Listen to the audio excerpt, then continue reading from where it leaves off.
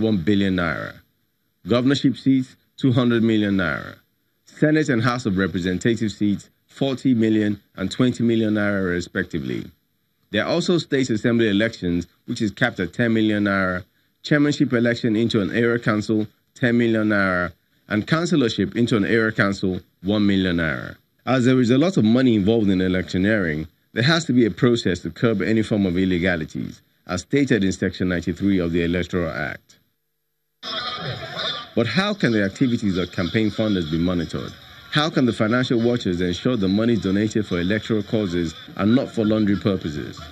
How can they know who is falling short of the law?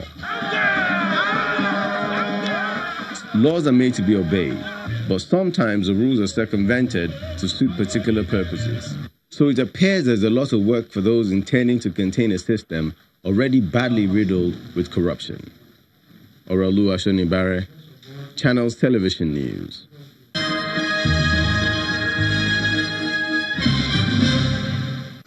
Welcome back. And so as we're having that conversation and we decided to take that quick break, somebody arrived. I told you she was stuck somewhere. So Alera is here now.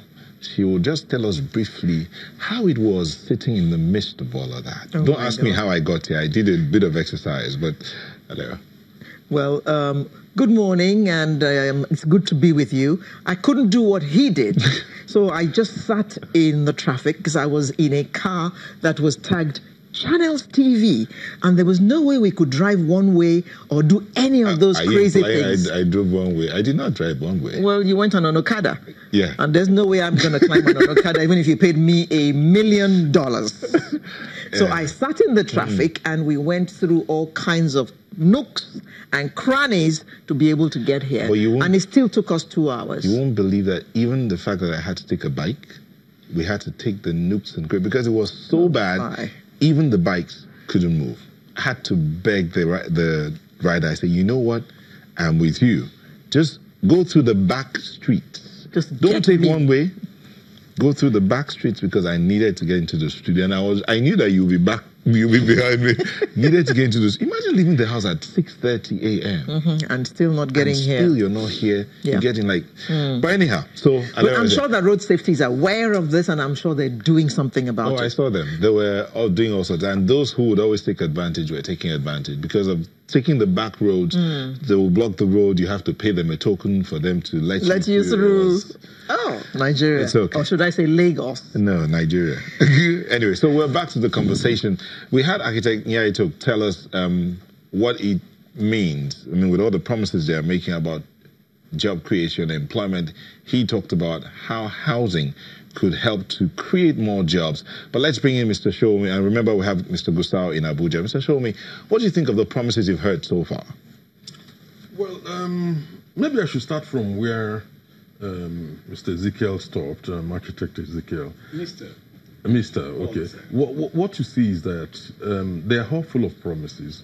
You'll be surprised is the young ones that are actually thinking their policies through. Let me take housing, for instance. If you go through whether it's the PDP or APC or whichever party, apart from the young ones, they are the ones actually talking about building an inclusive society through social housing, where everybody can be a stakeholder in their community, in their home country. What we have is we've always been building houses. We've not been building houses that people can afford to live in, particularly the poor. The vast majority of our people, they can't afford to live in those houses. We've not been creating environment, conducive for bringing up children, and therefore it has its own knock-on effect in terms of the social problems which society is facing, because the environment in which the ambience matters, in which you raise children, and the lack of infrastructural facilities in all that, including education and so on, areas where you have the poor, even though society is not providing the social housing, where they manage to build their mud houses and all that, we still don't have the infrastructural facilities. In my view, the younger elements tend to understand the feelings of the poor and the people better than the older parties. Because they live with the poor and they live with the people.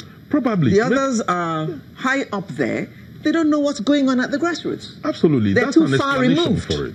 That's because there is a link between social housing and poverty and social problems.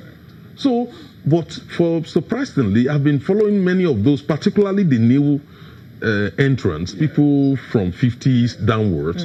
They tend to have a better understanding of the issues and the pains of the poor. Hold on. Mr. Gusau, the both of them have picked up from the area of housing, but they tied it to the fact that the promises offered by the politicians so far appear not to tie in with the aspirations of the, let me not use the word average Nigerian, of the Nigerian people, except for a special class. Do you agree? Thank you so much. I think my best response would be to invite the whole of you to Borno State, if you will want to honor Governor Kashim Shettima's invitation, so that you would see for yourself. In Borno State, for instance, you may be shocked, and I would want you to task your reporter in Maiduguri and your cameraman to go around. The Borno State government under Governor Kashim Shettima has so far built more than 30,000 houses. And just mark my words, more than 30,000 houses. In Bama alone, which was badly destroyed by the Boko Haram, about 15,000 houses have been rebuilt by the governor. If you go to Kaga local government, about 600 houses have been rebuilt. If you go to Dikwa, in the case of Dikwa, there was an intervention by the Victim Support Fund. A number of about 41 infrastructures were rebuilt. But if you go to most of the other local governments, whether Chibok, Damboa, and a host of them, in all, about 30,000